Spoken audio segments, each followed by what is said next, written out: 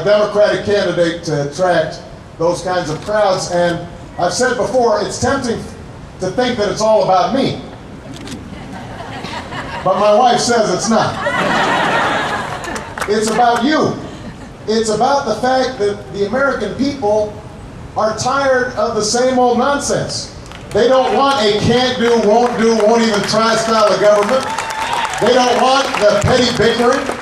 They don't want the narrow partisan interests dominating the agenda. They don't want the oil companies writing the energy bills. They don't want the drug companies writing the health care bills. They don't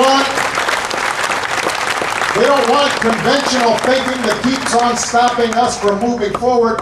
They recognize that we're in one of these moments that doesn't happen that often, where we have the chance to take America in a new, different, and powerful direction. And they don't want to miss that chance.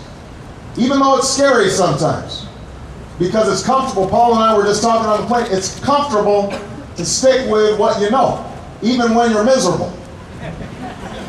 And so it's hard to imagine creating a system of universal health care. People are so accustomed to the system that we have.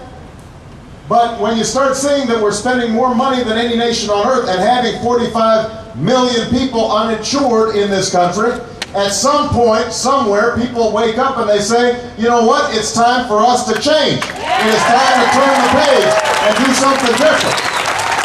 We can't go back to the old formulas.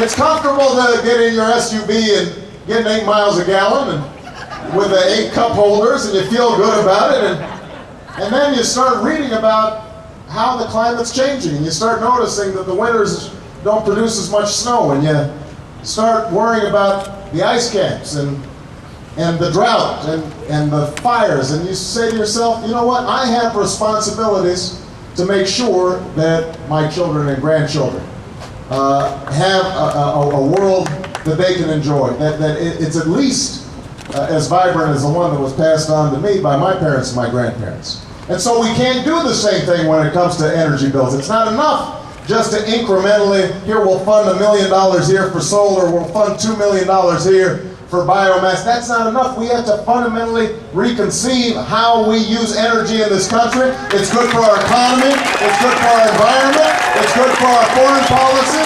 We've got to turn the page. Something fundamentally different. It is tempting to think that we can just tinker around the edges on our education system until you realize that our children still are not being prepared for a global economy.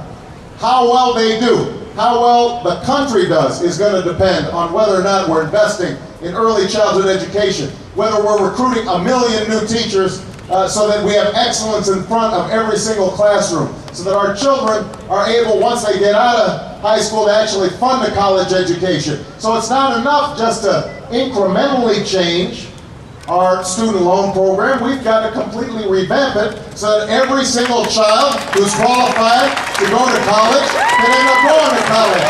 We need a fundamental change in how America works to meet the challenges of the 21st century.